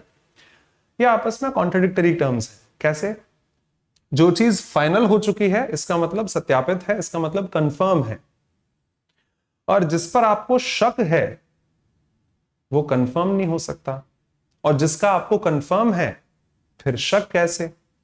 मुझे पक्का पता है 6 बज रहे हैं 100%, तो 6 बज रहे हैं तो अच्छी बात है, मुझे पक्का पता है, पर मुझे डाउट है तो इसका मतलब पक्का नहीं है आपको। अगर डाउट है तो कंफर्म नहीं है, कंफर्म है तो डाउट नहीं होनी चाहिए। तो कंक्लूजन इस बात का आता है जहां पर हम निष्कर्ष तक पहुंच जाते हैं, और निष्कर्ष पर पहुंच चुके हैं, फिर शंका कैसी? और अगर शंका है, डाउट है, सस्पेक्शन है आपको, तो फिर निष्कर्ष पर नहीं पहुंचे होंगे। तो ये दोनों शब्द आपस में कॉन्ट्रडिक्टरी जा रहे हैं। कोई भी एक हटा दो, एडवर्ब हटा देंगे बिकॉज इससे वर्ब बच जाएगी। अदरवाइज अगर वर्ब हटा दी तो फिर सेंटेंस कैसे बनेगा? बिना वर्ब के सेंटेंस नहीं बनते। एक अच्छी एरर आपके सामने है। उसको मर्डर केस में फंसाया गया, and he was suspected for all the unsolved murder cases. बाकी सब ठीक है कि फिर किसी को फंसा दिया, उसके बाद लग रहा था कि इसी ने सारे मर्डर किए होंगे इस तरह से। या तो उस बात पर संदेह है या फिर ये बात कंफर्म है। संदेह होकर कंफर्म कैसे हो सकती है? कॉन्ट्रडिक्शन आपस में पैदा करेगा, इसीलिए गलत है। Next, the French embassy employs him regularly. जो फ्रेंच एम्बेसी है वो उसी को वो नौकरी देती है, as he knows to speak French. CDS में 2013 में पूछा है, वो तो बढ़िया है, बट एक बहुत अच्छी एरर है। हमें सिर्फ हिंदी करने से लगता है कि कई चीजें सही हो जाती हैं, बट कई नहीं। हिंदी कर लेंगे। ही नोज, उसे पता है, टू स्पीक फ्रेंच, उसको फ्रेंच बोलना आता है। पर इंग्लिश में कई लोग जानते होंगे, ऐसे कई शब्दों के साथ, नो को मैं अंडरलाइन कर रहा हूं बार बार, किसी काम को करने का तरीका दिखाओगे तो I know to drive a car नहीं होगा, I know to speak English नहीं होगा, I know to talk to a stranger नहीं होगा। फिर क्या होगा? हाँ, अंग्रेजी कैसे बोली जाती है मुझे आता है, किसी अजनबी से किस तरह बात करनी है मुझे आता है, पियानो कैसे बजाते हैं मुझे आता है, और इस कंप्यूटर को कैसे चलाते हैं मुझे अच्छे से आता है, इसको ऑन करना ऑफ करना, that way. Adverb of manner. तो ही नोज टू स्पीक नहीं, he knows how to speak French, he knows how to talk to a stranger, he knows how to speak English, he knows how to do this, how to do that, या जो आप करना चाहें। Exam में कई बार ऐसी error आती है, नो के साथ वो डायरेक्ट, मुझे खाना बनाना आता है, आई नो टू कुक या आई नो कुकिंग से बेहतर है फॉर्मल टोन में I know how to cook. ये काम कैसे करते हैं बाखूबी आता है। जैसे थोड़ा सा मजाक कर रहा हूं, और चुप चुप के मूवी में कपड़े धोना किसको आता है? मुझे आता है, तो धो। अरे जूते पॉलिश किसको करना आता है? मुझे नहीं आता, इसको आता है। नहीं नहीं नहीं, तुम सीखोगे ना।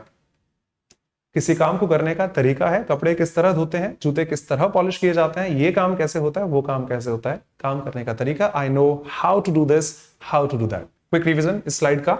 टाइम काफी हो गया, बट चलो कुछ और देख लेते हैं। मुझे लगता है 3 वीडियो ना डालने पड़े इस बात के, पर मैं डिस्क्रिप्शन पूरा रखूंगा। आई होप सो मेरी ऑडियंस को तो ऑब्जेक्शन नहीं है। कोई नया हो तो भाई, इसीलिए काफी लोग अच्छा मानते हैं कि मैं डिफाइन बहुत अच्छे से करता हूं। उतने उससे रिलेटेड जितने वेरिएशंस हैं, ना सिर्फ आंसर कि ये पढ़ दिया उसमें ये नहीं आएगा चलिए, अरे सर बीइंग किसके लिए था सर, वो रिलेटेड किसके था, वो पार्टिसिपल था कि जेरेंड था सर, इसमें जेरेंड की जगह पार्टिसिपल भी तो आ सकते हैं। वो पूरे वेरिएशंस में दिखाकर चलता हूं, शायद आपको पसंद आए। जल्दी से रिवीजन। उसको बेचारे को स्लाइड नहीं कराया, उसको घुमाया फिराना नहीं है, उसको किडनैपर है, थीम जाती है, उसको मारा होगा। उस केस में स्ले आएगा, स्लीव नहीं आएगा। अगर कोई चीज कंफर्म है तो डाउट नहीं है, डाउट है तो कंफर्म नहीं है। डाउट के तौर पर कंफर्म कैसे हो सकती है? कॉन्ट्राडिक्टरी वर्ड्स हैं, हटा दीजिएगा। और किसी काम को करने का तरीका डिफाइन किया जा सकता है। Next, the doctor advised mister Munmun that because of his severe cramps he should lay in the bed for a few days। Munmun नहीं है, मजाक कर रहा हूं। डॉक्टर ने उसे सलाह दी कि क्योंकि आपको बहुत ज्यादा चोट आ चुकी है, इन शॉर्ट कह दूं, आपको काफी दिनों तक बेड पर रेस्ट करना होगा, आपको बेड पर लेटे रहना होगा, आराम करना होगा, दैट वे। ये इंग्लिश के मोस्ट कंफ्यूजिंग पेयर में से है, जगह ज्यादा है नहीं यहां पर। चलिए यहां पर अगर लिख दूं तो नुकसान नहीं होगा। एक शब्द होता है लाए, लेटने सॉरी झूठ बोलने के तौर पर सेकंड फॉर्म लाइड और थर्ड फॉर्म लाइड में चली जाती है। मैं विजिबल होऊंगा। एक और वर्ब होती है लाए, जिसका मतलब लेटने से है, और सेकंड फॉर्म हो जाती है लाइड, सॉरी ले, और थर्ड फॉर्म हो जाती है लेन। एक और वर्ब होती है ले, किसी की फर्स्ट फॉर्म किसी के सेकंड फॉर्म के बराबर, जिसका वेरिएशन चला जाता है सेकंड फॉर्म में LAID, थर्ड फॉर्म में LAID। एक बार वापस देखते हैं। लाए लेटना, सॉरी झूठ बोलना, आपने मुझसे झूठ कहा था, यू लाइड टू मी, झूठ बोला था आपने मुझसे। सेकंड फॉर्म लाइड, थर्ड फॉर्म लाइड। लाए सेम वर्ब, लेटने को भी दिखाती है, इंट्रांजिटिव है, ऑब्जेक्ट लेकर नहीं आती। सेकंड फॉर्म ले, थर्ड फॉर्म लेन हो जाती है। और ले मैं पढ़ा चुका हूं, वीडियोस में आप देख सकते हैं, ये तो बस शॉर्ट में लिख रहा हूं इस बात को। ले लेटाने को भी कहा जाता है, रखने को भी कहा जाता है। मुर्गी अंडे देती है, पोल्ट्री ले एग्स, ट्रांजिटिव है, इसके साथ ऑब्जेक्ट आएगा।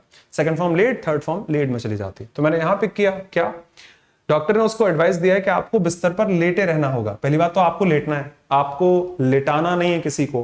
कॉन्टेक्स्ट ग्रामेटिकली ले इंग्लिश में ट्रांजिटिव होती है क्योंकि इसके पास ऑब्जेक्ट होना कंपलसरी है। और माफ करना, मेरे पास ऑब्जेक्ट है ही नहीं। इन द बेड तो प्रपोजिशन का ऑब्जेक्ट है, तो मुझे यहां पर ट्रांजिटिव नहीं चाहिए, मुझे यहां पर इंट्रांजिटिव चाहिए। पर इंट्रांजिटिव कौन सी होगी? लाई इन द बेड। देखने में समझ में ना आए, माफ करना, जब तक आपको इन शब्दों पर क्लैरिटी ना हो। डिटेल के लिए आप वो वीडियो देख सकते हैं, एक बार चेक कर लीजिएगा। इसी प्लेलिस्ट में most confusing verbs in English और वर्ड्स इन इंग्लिश 3 वीडियो में समझा है। आई रिपीट, लाई मतलब झूठ बोलना, लाई मतलब लेटना, और ले मतलब लेटाना अपनी फर्स्ट फॉर्म में। चूंकि मॉडल है तो मॉडल के साथ फर्स्ट फॉर्म आएगी, तो वो वेरिएशन ब्लॉक हो जाते हैं। सर मान लो पास्ट की बात हो तो भाई मॉडल के चक्कर में तो फर्स्ट फॉर्म लिखी जाएगी, और फर्स्ट फॉर्म के नाते लेटने के लिए लाया आता है, बिकॉज आगे ऑब्जेक्ट नहीं है। हाँ, अगर यहाँ ऑब्जेक्ट होता कि बिस्तर बिछा दीजिए, वो कंबल बिछा दीजिएगा, वो दरी बिछा दीजिएगा, तो फिर यहां पर ले आता, परंतु उसके बाद ऑब्जेक्ट भी होता। इंग्लिश का मोस्ट कंफ्यूजिंग पेयर लाए लाए ले से बनता है, एक बार चेक कर सकते हैं। द डेटा शोज सर, क्योंकि बाद में कमेंट्स मिलती हैं, सर डेटा शोज में शो नहीं होगा, डेटा मतलब प्लूरल टर्म नहीं है। तो आप या तो भाई ऑक्सफोर्ड खोलिए, मैं 100% सहमत हूं। ये ओबीसी पीओ ने 2008 में, LIC AO ने 2013 में, और कई एग्जामिनेशंस ने कई बार पूछा है। एक सेंटेंस कई बार कई जगह आ जाता है, तो या तो फिर वो लोग अनपढ़ हैं या फिर हमें थोड़ा इंप्रूव करने की जरूरत है। डेटा इंग्लिश में वैसे तो प्लूरल शब्द है, पर दोनों ही कॉन्टेक्स्ट में इस्तेमाल किया जाता है। मैं 100% सहमत हूं, यहां पर शो लिखना बेहतर होता। पर जो लोग मुझसे कनेक्टेड है, मैं रोज पढ़ाता हूं MB पब्लिकेशंस का नाम लेकर कि मिस्टेक और ब्लंडर का ध्यान रखिएगा। MB थ्योरम, आप में से जो लोग मुझसे कनेक्टेड है रेगुलरली बाखूबी जानते हैं। MB मतलब अगर छोटी मोटी गलती है कि ये भी हो जाता है, ये भी हो जाता है, तो हो सकता है वो वाला हो, और बड़ी गलती है तो वो ब्लंडर पिक करना, मिस्टेक को छोड़ देना। तो मैं सहमत हूं ये गलती है, पर सही भी है। ऐसा नहीं कि डेटा हमेशा प्लूरल होता है। ऑक्सफोर्ड खोलिए, डिस्क्रिप्शन दे देगी, डेटा को सिंगुलर भी इस्तेमाल किया जाता है। तो पता नहीं उसने क्या देखा है। अगर इस सेंटेंस में दूसरी गलती नहीं मिली तो फिर यही गलत है। मिल गई तो फिर पॉसिबिलिटी आ जाएगी। तो डेटा शो जो भी है that the unemployment has raised to this. Blunder है मेरे पास, मिस्टेक को अवॉइड करना पड़ेगा, चल जाएगा। ये भी उन्हीं कंफ्यूजिंग वर्ड्स में से एक है। एक शब्द होता है राइज, एक शब्द होता है रेज, जिसमें एक का मतलब उठने से है, एक का मतलब उठाने से है। राइज मतलब उठना। The sun rises in the east, अपने आप उठ जाता है, मैं नहीं जाता डेली उठाने। भैया सूरज आपका टाइम हो गया, प्लीज उठ जाएगा ना। और रेज होता है उठाना। Raise your hands, raise your voice if you want to fight against corruption, या ऐसा कुछ भी। अब इस केस में राइज आएगा कि रेज आएगा? राइज इंट्रांसिटिव है। The sun rises in the east, preposition के पास ऑब्जेक्ट है। And raise your hands, raise के पास खुद का ऑब्जेक्ट है। क्या आगे ऑब्जेक्ट है इस सेंटेंस में?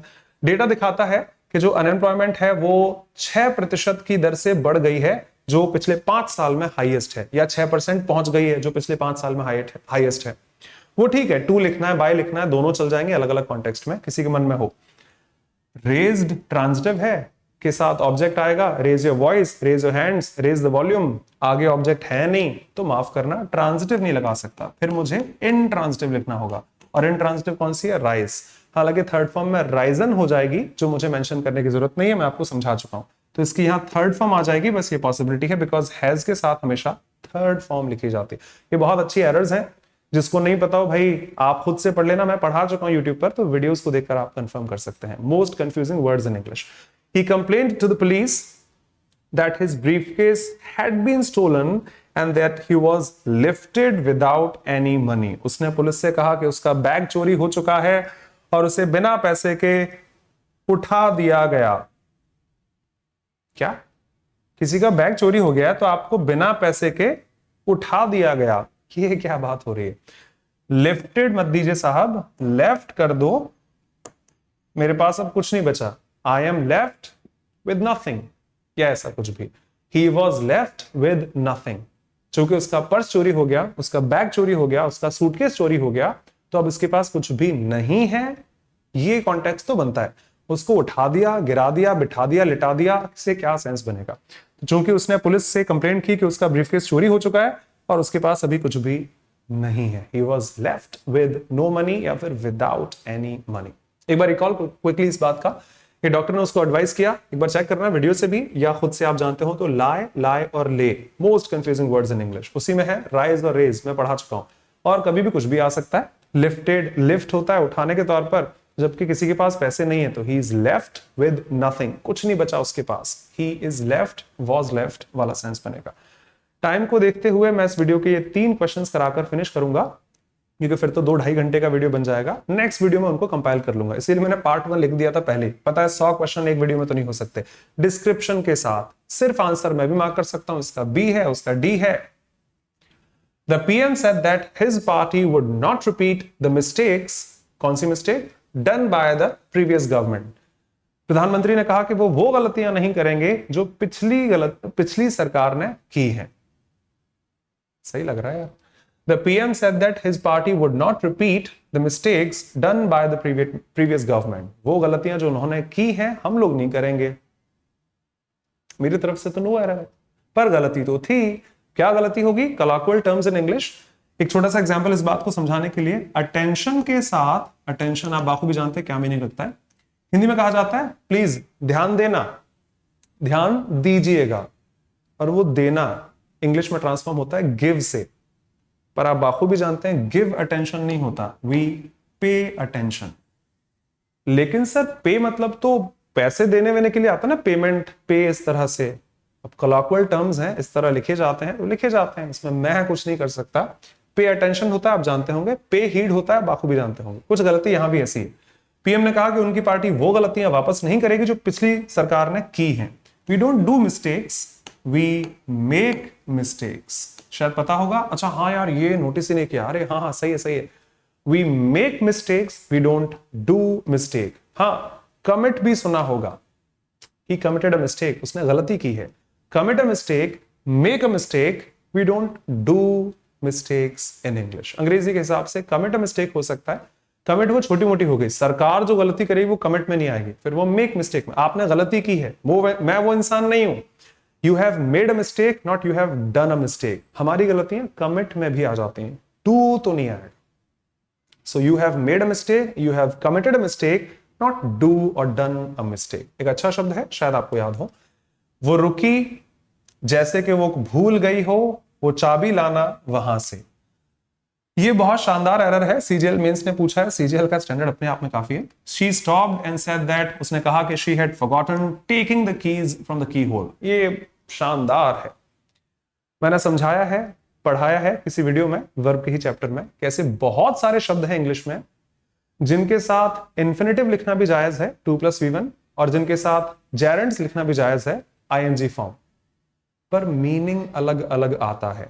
मतलब उनमें से एक आपके सामने है फॉरगेट, रिमेंबर, इस तरह से। मैं हिंदी में रिमेंबर समझा देता हूं, उल्टा फॉरगेट को कर लेंगे, समझने में आसान है। याद है हम लोग लास्ट ईयर वहां गए थे, घूमे थे, खाया पिया था, ईटीसी। हाँ सर, आज भी याद है, हम लोग वहां गए थे, तो वहां जाना मुझे याद है, हम लोग वहां जा चुके हैं। आई रिमेंबर गोइंग देयर, ये काम पास्ट में हो चुका है, आईएनजी लगी है। तो शाम को उनके यहां जाना है, याद है ना? हाँ हाँ सर, अच्छे से याद है कि शाम को उनके यहां जाना है।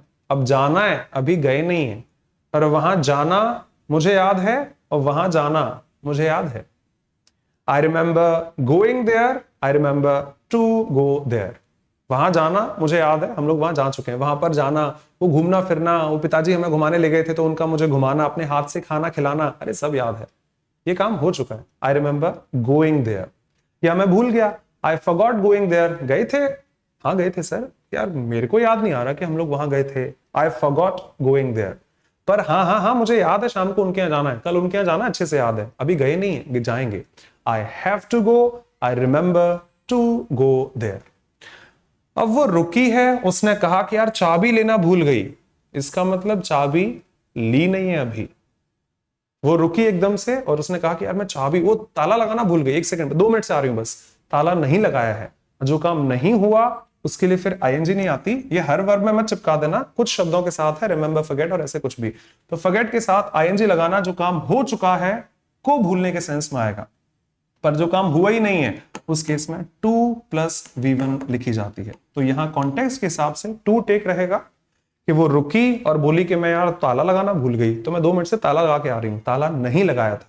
पर हम लोग बैठे होते, याद है वो तुमने उस दिन गलती से ताला लगा दिया था बाहर से, यार मुझे तो याद नहीं है, ताला लगाया था बट मुझे याद नहीं है, तब वहां पर टेकिंग लिखना सही होता। बहुत अच्छी एरर थी एक। My teacher did not object to me using the calculator. पढ़ा चुका हूं, लास्ट वीडियो इसी बात का डाला था कि इंग्लिश में फॉर्मल इंग्लिश, एग्जामिनेशन की इंग्लिश, कि अगर आपको कभी भी दो चीजें साथ में दिखें, एक जैरेंड है, उसके पहले हमेशा पॉजिटिव एडजेक्टिव्स का इस्तेमाल कीजिएगा, my using the calculator. SSC तो यही मानेगी, ध्यान रखना। शो ऑफ के लिए हम लोग एक्स्ट्रा इन्फो चला सकते हैं, लेकिन पार्टिसिपल भी तो हो सकता है, वो है, एग्जाम नहीं मानेंगे, इस बात का ध्यान रखना। कैसे? मुझे सहवाग पसंद है, मुझे बैटिंग पसंद है, मुझे सहवाग बैटिंग पसंद नहीं है, सहवाग की बैटिंग पसंद है। मुझे सोनू निगम पसंद है, मुझे सिंगिंग पसंद है, मुझे सोनू निगम की सिंगिंग पसंद है। टीचर को मुझे दिक्कत, टीचर को मुझसे दिक्कत थी, सही है। टीचर को कैलकुलेटर यूज करने में दिक्कत थी, टीचर को बाकी किसी से कुछ नहीं बोला उसने, मेरे कैलकुलेटर यूज करने में क्या दिक्कत थी, मेरे लेट आने पर उसने मुझे डांट दिया, मेरा खाना खाना रह गया था, ईटीसी। मेरा जाना कंफर्म नहीं है, उसका जाना कंफर्म हो चुका है, ईटीसी। एग्जामिनेशंस में अगर आपको कभी भी आईएनजी मिले, उसके पहले नाउन है और प्रोनाउन ऑब्जेक्टिव केस में है, तो वो हमेशा पॉजिटिव केस में होना जरूरी है। माय गोइंग, माय कमिंग, और पिछले वीडियो में बहुत डिटेल में इस बात को समझा दिया था, तो मैं तो कॉमन एरर ही कहूंगा।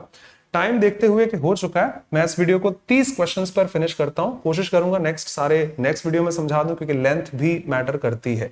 इसको रिवाइज करूं जल्दी से। We make mistakes, we commit mistakes, we don't do mistakes. Formal tone. Remember, forget के साथ आईएनजी, काम हो चुका है।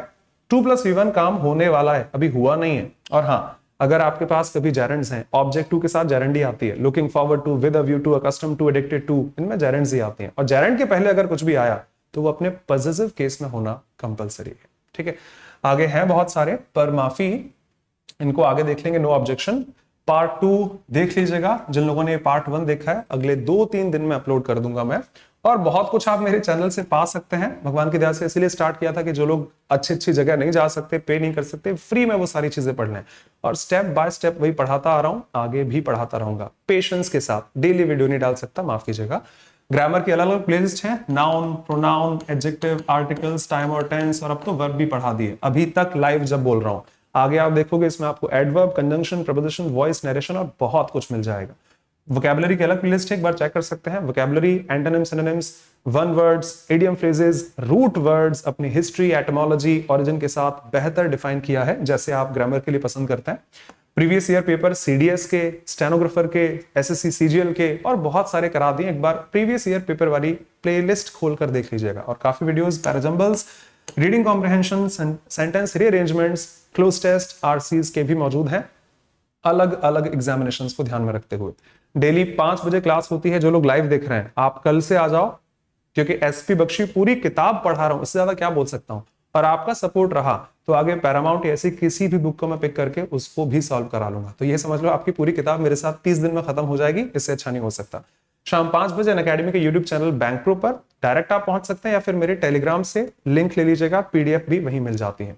अपार्ट फ्रॉम दिस, शाम 7 बजे अनअकैडमी प्लस पर ग्रामर की क्लास होती है। जो लोग प्लस पर हैं, बैंकिंग स्ट्रीम में आ सकते हैं और कोई सब्सक्रिप्शन लेके आना चाहे, मोस्ट वेलकम। जो मेरे साथ बैंकिंग की तैयारी करना चाहे, 8 बजे प्रैक्टिस की क्लास रहती है, हार्टिली वेलकम ओवर देयर। और हाँ, जो मेरे साथ पढ़ना चाहे एसएससी के किसी भी एग्जामिनेशन के लिए, SSC CGL, CPO, CHSL, stenographer, या फिर डिफेंस का कोई एग्जामिनेशन आपका हो, यूपीएससी सीडीएस है, तो आप मेरी ऐप डाउनलोड करके पढ़ सकते हैं with the same name, English by Kapil Dev Sharma. एक बार चेक कर लीजिएगा, प्ले स्टोर पर अवेलेबल है। और हाँ, शायद अगले 2-1 दिन में आपको मेरा, शायद नहीं पक्का मिल जाएगा, डिले हो सकता है, बस म्यूजिक वीडियो मिल जाए। एक नया गाना रिकॉर्ड किया था, एक बार चेक कर लीजिएगा, कपिल म्यूजिक बॉय चैनल से। और जो लोग बाद में देख रहे हैं इस बात को, कुछ वीडियोस आपको गाने के भी मिल जाएंगे, थोड़ा शौक है म्यूजिक का, एक बार चेक कर सकते हैं music channel Kapil music boy. Instagram पर आप चाहें तो मुझे फॉलो कर सकते हैं, सपोर्ट कर सकते हैं with the same handle Kapil music boy. Twitter handle भी सेम है, कपिल म्यूजिक बॉय। स्टूडेंट्स के लिए 100% कंपलसरी है टेलीग्राम चैनल, जहां पर आपको मेरी क्लासेस के नोटिफिकेशन, पीडीएफ और बहुत चीजें वहां पर मिलती रहेंगी। अपनी डाउट्स वगैरह आप वहां पर पूछ सकते हैं with the same handle, English by Kapil Dev Sharma. Facebook page आप चाहें तो लाइक कर सकते हैं। अनअकैडमी पर प्लस एजुकेटर हूं बैंकिंग स्ट्रीम में, with the same name Kapil Dev Sharma, verified educator there. और आप अपनी बैंकिंग की तैयारी मेरे साथ कर सकते हैं, या फिर किसी भी चीज का सब्सक्रिप्शन लेने से पहले ये कोड यूज कर सकते हैं, Kapil sir, and you'll get a flat discount of 10% at Unacademy Plus for bank, SSC, UPSC या किसी भी पर्टिकुलर स्ट्रीम के लिए। India's largest and cheapest online learning platform, Unacademy। बाकी शुक्रिया आपकी प्रेजेंस के लिए, लेकिन हाँ, जो ड्यूरेशन चल रही है, समय जिस तरह का चल रहा है, सबसे ऊपर रहेगा काइंडली बी सेफ, अपनी सेफ्टी का ध्यान रखेगा। मिलते हैं आपसे बहुत जल्द अगले वीडियो में, इसी का सेकंड पार्ट और एक म्यूजिक वीडियो में। आशा करता हूं आपको पसंद आएगा। तब तक के लिए शुक्रिया, सेफ्टी का ध्यान रखिएगा। God bless you, be safe, see you in the next video, take care, bye bye, thank you.